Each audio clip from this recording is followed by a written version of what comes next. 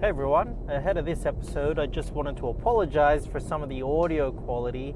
It appears that my microphone was a little bit close to the edge of my shirt, so it was adding this noise a little bit, but it's a pretty good episode, so I would say it's definitely worth soldiering through and finding out how much of your degree you may use in your life as an engineer. Thanks for watching.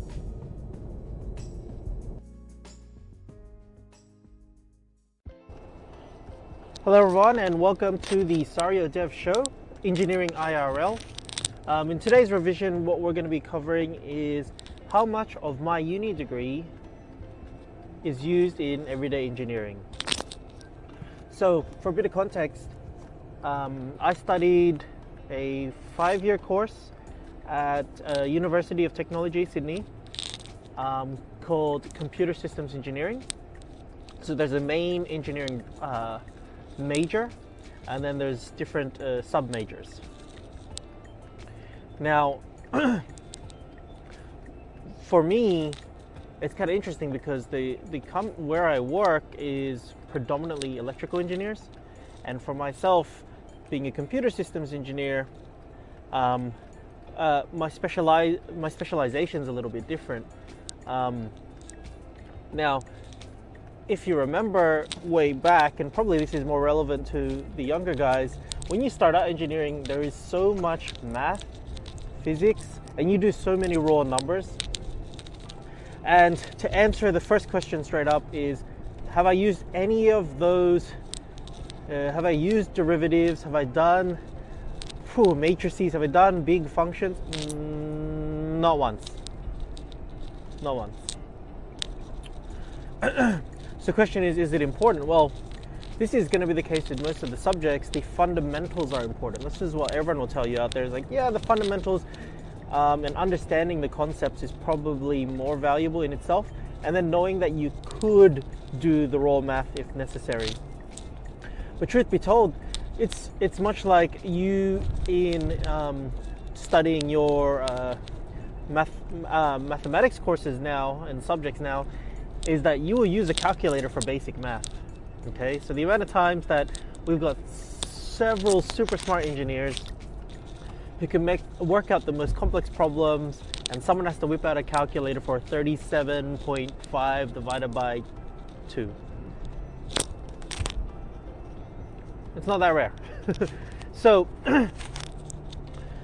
from that standpoint, from the raw output, just like that calculator example, and you never do that, you really don't. Now you could, you might, depending on what engineering role you get. But in reality, you have to think about this. What function or what the type of engineering that's happening, what is their output? What is their goal? What makes them money? What's the business? What's the business case? And if you're R&D, you might go to those levels, but we have this thing called, they invented it recently, it's called computers, and they can do all the big complicated math. All the equations are there. You Google it, there's Wolfram Alpha, there's all sorts of stuff that takes care of those type of things for you. A lot of the time the question is when to use it or whatever, but just keep in perspective, you have to prove you're able to solve this type of stuff. And this is why they say please get degrees, okay? Because once you get out into the field, once you become an engineer, let's put it this way, the number of times that someone has asked me what scores that I got in university have also been 0. No one cares. The question is, what can you do for me? Can you solve this problem? We've got to do these 8 things. How many of these tasks will you be helpful to me for? That's going to be more important. Your versatility, your ability to adapt. Now, if you're in R&D role, then obviously, depending on what you're researching, then you may come into to using more of your maths, direct math skills. But even then, I would say that it's so specialized that you shouldn't worry about it from this standpoint. Oh, how am I going to use this anyway? You got to pass it to get out anyway. So there's no point complaining if you're going to use it or not. But I can tell you that it's rarely. But I can also tell you that the foundation is important. Now, math's not the only subject. Once you do all your core subjects, your physics and all your those common engineering strand ones, then you get into your major. And for me, my major did cross over with electrical a little bit, just for some specific subjects, mostly around controls, signals, and things like that. And then it also crosses over into the software world, software engineering world, but mostly around embedded applications. Yeah, so I program electrical stuff to do stuff. Now, once you get to your major, even that, you kind of use, there's a lot of communication subjects. Communication subjects you use, but a lot of them feel more like common sense. I feel like a lot of that, the communication skills is good for some people, but I found that learning on the job in your own company's culture, and you learn how people, how engineers interact with customers, how engineers interact with other engineers, based on when you're just CC'd in different emails and you just read through the email trail. I would say it's the main thing you should take away from some of the communications courses is to be thoughtful and just aware of who is your audience. That's it. The problem is when they go into these details, the micro of the formalities, you need to have the structure this way, and that doesn't matter as much because that can change. So don't get caught up. For me, what in uni you get taught a bunch of micro details, like how-tos and specific details on how to actually do certain things and use certain tools. But what you need to understand is the macro, the why that these tools exist, or why you're learning certain techniques, more so because that's what actually carries through. The macro side is the part that carries through, not the micro, how do I do this? But it's good to know you have these skills, these mad skills to solve 5-page equations for 1 mark. It's cool, it's good. Now, so now we've gone to the major. The major, it kind of ties everything and gives you an idea of what your engineering specialization might be. Depends on the major, obviously. I can only speak from the major that I studied. But then, for the way my course was structured, computer systems really came alive at the sub-major level. And at the sub-major level, I found that the subjects that were there were definitely my favorites in the course overall. And they applied a lot more. But I can say even then, because of the role that I ended up with, which was control systems engineer, a lot of the skills were very useful, but only for useful, it was more useful for me trying to expand the type of things that we're doing outside of the main role. Okay, so because I had skills and I was taught in a different type of engineering, from when thinking outside of the box is really where this came in, really where I could use some of these skills. And a lot of that's on like systems design and architectures and things like that. Sometimes what happens in the office, even as an engineer, you end up creating productivity tools or things that will help improve the process. There'll be existing processes everywhere. You're gonna love that. But there is opportunity to try and make processes more efficient. And that's on you. A lot of that stuff ends up coming out of your own time. You would have remembered from the earlier episode that I talked about how doing both at once, doing the way that the task that has been given to you, and then maybe the way that you think will be faster. So a lot of it will come out of your time. I will say that the problem solving that comes out of it and learning how to learn so quickly and absorbing things, that was really useful. Also, because you're fresh out of uni, you understand how to make a professional looking document. So I know everyone gets tired of writing documents and want to get to the practical stuff, but one of the practical things is documenting, unfortunately. But actually, the more you stay in the engineering game, the more you'll appreciate your documentation skills. But again, at first it's just a tool of, I can help. You know, an engineer might do a whole bunch of works. They have to compile all their stuff and then document it for presentation to a customer or whatever it is. That's where you might come in early days, is to collate the work and then prepare some documentation for other engineers. But then later on, when you're designing documentation, right? Designing documentation, woo, it's actually a useful skill to have. But you'll apply that with other skills as well, and then depending on how your company is structured, or if you're a small company, then you have even more to do. So now you can see that there's a fair amount. I mean, you might get lucky. Your course might directly apply to what you're doing. But it's not that important, in my opinion, that the skill the tools that you learned at the time are exactly what you're going to be doing out in the field. It's advantageous. But what I'll say is, some of these these soft skills that you can earn is actually in your electives. A lot of people pick electives based on, this is the easiest thing to pass in the world, which is fine. I get that. You might be working at the same time or something like that. But with my ones, I chose to pick areas that wasn't directly in the course, but I figured might be useful skills. So I picked up one database course, and then I picked up another programming course, more software-based course.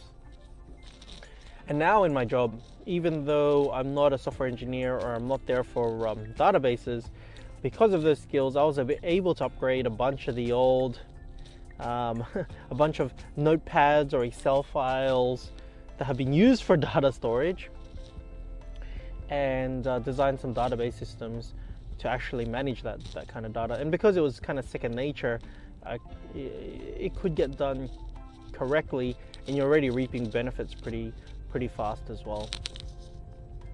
That's just one example. So the other thing I picked up along the way was risk management in engineering. That had two things going for it. One, yes, it could be an elective. Two, it could be done over the summer. Three, it's a course that is in the master's engineering degree course that you can directly credit and not have to do if you ever decide to do your master's. I have not had to use that card yet, but I will tell you that course, for example, was not bad. There was some tools in there that when we're doing risk, you're doing a risk analysis of certain things, it always comes up in engineering. And sometimes it can be looked at as a little bit of not a throwaway, but you get given one to assess, and you're just kind of going off the top of your head. It feels not that tangible, but it's actually a skill that you can get better at. And then also, even your more senior engineers at the time, you can contribute to that topic, because it's just trying to think of everything to do with the project and the potential risks. And then you may not know how to mitigate everything, but you will eventually. You will. Yeah, so I think a lot of soft skills were very, very useful. But I'm gonna leave you with this, is that in the degree, and don't worry if there's further questions, I can go in more detail with specific subjects that I've directly used and how. But for now, I'll stick to this level, because it's kind of a big topic, but also kind of not, because your degree is irrelevant. Sorry guys, what's going to matter is how you perform, how you learn, and how you work with other people. Your EQ will matter as much as your IQ, I'll put it that way. For real success, either you're that much smarter than everyone else and you're that good and that skilled that it demands that if you have low EQ, it's not that important, but in most cases, EQ is so important and your communication skills are so important because everyone already knows all the stuff. And typically, from my standpoint, it's great having so many engineers smarter than you in different topics, different scopes, because that's not all on you then. You have somewhere to go, and then you just find your niche that you're the expert at. You don't need to be the expert at everything. So, again, your course won't matter that much. You will gain the mental fortitude to dig deep, yeah, to look for longer solutions, to be able to math that out if necessary, to write the documentation necessary.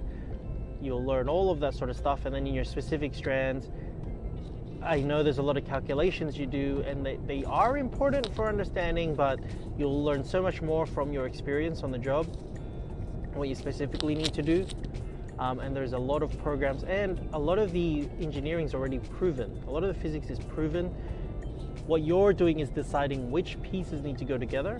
And the last part is, I think what you'll take for granted a little bit is the international standards and Australian standards. They, at the end of the day, there is so many of them that apply to so many things. Even in your job, you may not be told to refer to a specific standard, but it's sometimes a good idea to understand which one would apply in that area, but also understand that unless it's part of your contract, that might not be expected of you to meet by your employer. But it is good to keep in mind because it asks questions that you may not have asked before. So, in summary, if you're, and this is how I'll relate it back to in your real life. Like, so for young engineers, obviously what I'm saying is you learn it all, get through a piece, get degrees. If you excel in it, great. But don't forget your soft skills, and don't forget trying to understand the macro of why a course was even created as a course. What kind of need was it even addressing? And don't poo-poo too much the business courses, because at the end of the day, even if you're not trying to do your own startup or you don't care about the numbers, when you do the financial subject is super easy, or the business subject is super easy for engineers. What it does, don't underestimate it, because at the end of the day, as an engineer, you're employed for a business. And so having that mindset about the business goals can help, at least from a perception standpoint, how upper management looks at you. So don't sleep on those subjects. Gain your soft skills. And if you're, so for everyone else, you have to remember that whatever it is that you study, whatever it is that you do, you're learning about, you only get out what you put in. And so even a course that you know all the answers for, you can still gain something. It's up to you how hard you work to extract that lesson, or to gain something. And you might say, but then what's the point? You have to do it anyway. You've done the course, you need this tick, you're already there. So maximize what you're already learning, see what you can understand, and even if you're doing any other course it is in your career, if you can understand from a macro level the why of the course anyways, then that might be some value. It gives you a clue of the direction of where your company is going, all the good stuff like that. So without further ado, thank you for listening. Hopefully this has been useful for someone out there. If you're an up-and-coming engineer and you got questions about the course, maybe you're a UTS person, maybe you're studying in Australia as well, or if you're studying any technical field or anything at all, just let me know if you have any questions. And until the next one, thanks for listening.